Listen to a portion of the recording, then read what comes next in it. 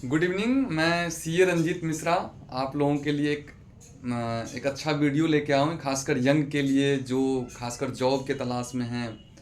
तो मैं video start करने से पहले आप लोगों से रिक्वेस्ट करूँगा, प्लीज़ आप इसको सब्सक्राइब कीजिए, लाइक कीजिए और शेयर कीजिए। इस वीडियो के बाद मैं आप लोगों को इसका सॉल्यूशन भी बताऊँगा, कैसे क्या करें जो आपको इसका फाइंडिंग मिले। तो चलिए स्टार्ट करते हैं। क्या है टॉपिक आज का? थंबनेल आप पढ़ ही रहे हैं, थंबनेल आपको दिख ही गया होगा किस चीज़ के ऊपर टॉपिक है। आप डिस्क्रिप्शन में भी इसके बारे में रीड कर सकते हैं, मैं डिस्क्रिप्शन में दे सकता हूँ। अभी मैं समरी में आपको बताता हूँ। अपने पता है इंडिया में मोर देन 40% आदमी हो जो ना, या तो जॉब उनको मिल नहीं रहा है, या फिर मिल रहा है तो उनको ना इक्विवेलेंट जॉब नहीं मिल रहा है। इक्विवेलेंट का मतलब हुआ, सपोज मैं सीए हूँ, और सीए हूँ तो मेरा काम है सीए वाला काम करना, ना कि मेरा काम है दूसरा काम करना। हाँ, पैशन एक अलग चीज़ है। सीए एक्टर भी हो सकता है, सीए जर्नलिस्ट भी हो सकता है, बहुत सारा सीए जर्नलिस्ट एक्टर भी हो सकता है। बट कुछ हमारे इवन 40, कुछ नहीं 40% ऐसे हैं जिनको जो पैशन है वो काम नहीं कर पा रहे हैं।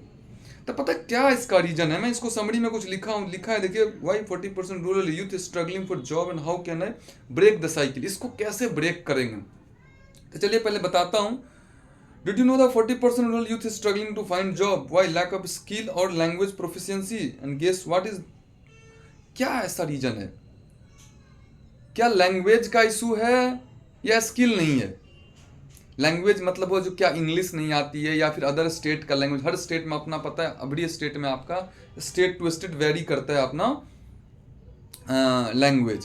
कहीं पे हिंदी है, कहीं पे बंगाली है, कहीं पे उड़िया उड़िया है, कहीं पे मराठी है, कहीं पे तेलुगु है। तो ये अच्छी बात है, अपना मदर टोन होना चाहिए सबका। लेकिन एक इंग्लिश भी है और हिंदी भी है जो सब जगह चलता है, बट कभी कभी कहीं कहीं हिंदी भी नहीं चलता है।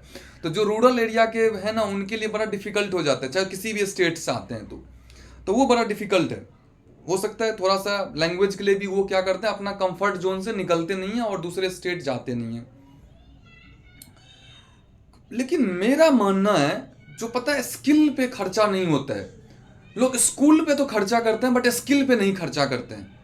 आपको स्कूल पे नहीं, स्किल पे फोकस करना चाहिए। आजकल के मैं देखता हूँ पेरेंट्स कंपटीशन में लगे रहते हैं, जो उनके बच्चे इस स्कूल में पढ़े तो इस स्कूल में मैं खर्चा करूँ, मैं मेरा बच्चा भी इस स्कूल में जाए। बट ये नहीं सोचते हैं जो इस स्किल के लिए क्या वो स्कूल इक्विवेलेंट है। क्या आपका बच्चा का जो पैशन जिस स्किल में है, उस स्किल के लिए वो स्कूल इक्विवेलेंट है? ये सबसे बड़ा पॉइंट आप ध्यान रखिएगा। अगर आपके भी बच्चे स्कूल जा रहे हैं तो आप देखो अपने बच्चे का स्किल क्या है, पैशन क्या है। पैशन में स्किल देखिए, क्या उस स्किल के ऊपर उस स्कूल में फोकस हो रहा है, तभी तो आप उस स्कूल में डालो, अदरवाइज मत डालो। ठीक है, मेरा मानना है, ये पर्सनल थॉट है, बाकी आपका अपना अपना जो भी जिसका भी होगा। अभी भी बताता है, देखिए ये डेटा जो है सो मतलब फाइनल डेटा नहीं है, जस्ट फॉर इंफॉर्मेशन है। ये हो सकता है डेटा आगे पीछे, उसके लिए मैं माफ़ी चाहता हूँ, क्षमा चाहता हूँ। मेरा कोई इस डेटा के ऊपर किसी को नीचे दिखाना या किसी के बाद अगेंस्ट में ये कंप्लेन करना नहीं है, मैं किसी के अगेंस्ट कंप्लेन नहीं कर रहा हूँ। जस्ट फॉर है जो ये 29% ग्रेजुएट आर अनएम्प्लॉयड। पता है 29% ग्रेजुएट, ग्रेजुएट का मतलब होता है ग्रेजुएशन जहाँ जहाँ किए। हो सकता है कुछ और भी ग्रेजुएट हो, प्राइवेट ग्रेजुएट हो, गवर्नमेंट ग्रेजुएट हो, जो भी हो। और उसके बाद पता है क्या है, 82% of unemployed youth India between, क्या एज का पता है, 15 से लेके 29 साल। सबसे बड़ा डिफिकल्ट एज। मेरा मानना है इसमें मोबाइल भी बच्चे लोगों का ना बहुत डिस्ट्रैक्शन है। मोबाइल पे वो फोकस, इतना मोबाइल यूज हो रहा है ना, इस चक्कर में भी ना ये जो 15 से 29 साल वाले एज है ना, ये मोबाइल वाले हैं। ये मोबाइल की दुनिया में रहते हैं, इसीलिए आज उनको एक अच्छा जॉब नहीं मिल पाता है। अब ये भी बोला जा रहा है, देखिए मैं कहीं पे पढ़ा था, मैंने नहीं देखा है कहीं पे, मतलब किसी को कोई प्रॉपर डेटा नहीं, मैं जस्ट गूगल या कहीं पे व्हाट्सएप पे ही पढ़ रहा था। जो India youth unemployment rate higher than the global level, बहुत बड़ा बिग है। देखिए सब ये दिखाता है मेरा देश यूथ वाला है, यूथ का देश है, यूथ का देश है, बट यूथ अनएम्प्लॉयड है। एम्प्लॉयमेंट कहाँ मिलेगा? तो इसका जिम्मेवार क्या सरकार है? नहीं, हमेशा सरकार जिम्मेवार नहीं होता। ये चीज़ मैं बोलूँगा भाई साहब, हमारी भी कुछ जिम्मेदारियां बनती है, हमें भी डेडिकेशन होकर पढ़ना पड़ेगा, स्किल पे जाना पड़ेगा और पॉपुलेशन को रोकना पड़ेगा। पॉपुलेशन रोकना भी यूथ का ही काम है। यूथ का मतलब जब शादी हो जाता है तो उसके बाद पॉपुलेशन भी रोकना पड़ेगा हमें, तभी जाके कॉम्पिटिटर हमारे बच्चे के कम आएंगे। समझो चीज़ों को, ये इनडायरेक्टली मैं बोला हूँ, तो प्लीज़ आप इसको अदरवाइज ना लें। उसके बाद India youth unemployment rate is higher than the global rate, ये तो मैं बोल ही दिया हूँ।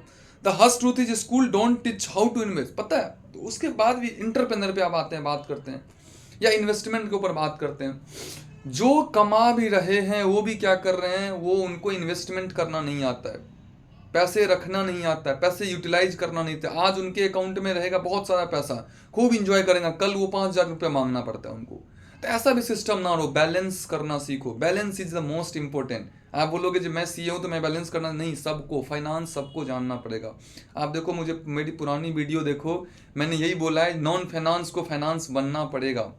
अगर आप नॉन फाइनेंस और फाइनेंस का नॉलेज नहीं है, देन सर आपके लिए बहुत डिफिकल्ट आने वाला है, आने वाला टाइम बहुत टफ आने वाला है। आप इन्वेस्टमेंट करना सीखो, रिस्क कवर करना सीखो। मैनेज रिस्क क्या होता है, हेल्थ रिस्क होता है, टर्म इंश्योरेंस लो, लाइफ इंश्योरेंस लो, इंश्योरेंस लेके रखो, ठीक है, तो रिस्क कवर हो गया।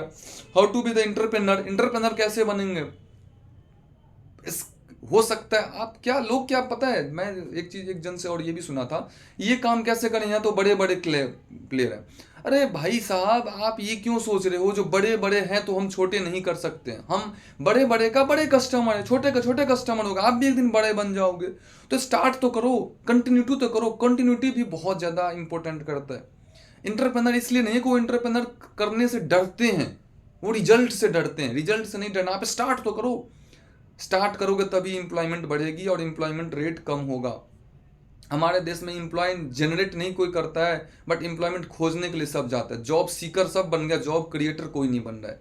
इसलिए मेजोरिटी आपको ना जॉब क्रिएटर बनना पड़ेगा, इसके लिए इंटरप्रेनर बनना पड़ेगा, ठीक है।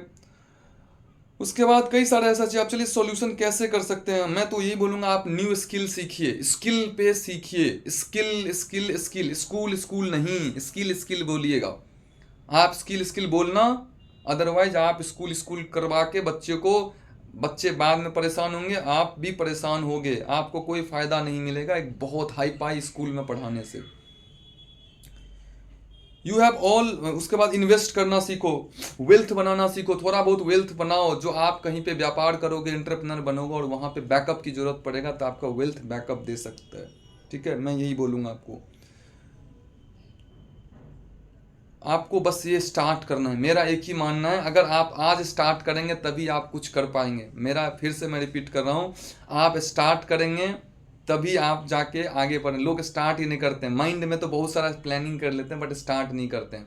तो प्लीज़ आप लोगों से रिक्वेस्ट है, आप स्टार्ट कीजिए और कोई भी स्किल के ऊपर स्टार्ट कीजिए, इन्वेस्टमेंट स्टार्ट कीजिए या फिर इंटरप्रेन्योर बनना स्टार्ट कीजिए, बट कुछ कीजिए नहीं तो अदरवाइज एम्प्लॉयमेंट रेट ये बढ़ता ही जाएगा, कम नहीं होगा। अगर आप अनएम्प्लॉयमेंट है तो उसका जिम्मेदार आप हो, ना कि आपका पड़ोसी, आपका पेरेंट्स, ना सरकार। आप अनएम्प्लॉयमेंट होने का ओनली मैं जिम्मेदार हूँ। अगर मेरे पास काम नहीं तो उसका मैं जिम्मेदार हूँ। मैं आज भूखा हूँ तो मैं जिम्मेदार हूँ, समझ रहे हैं। दूसरे के ऊपर जिम्मेदारी मत थोपिए।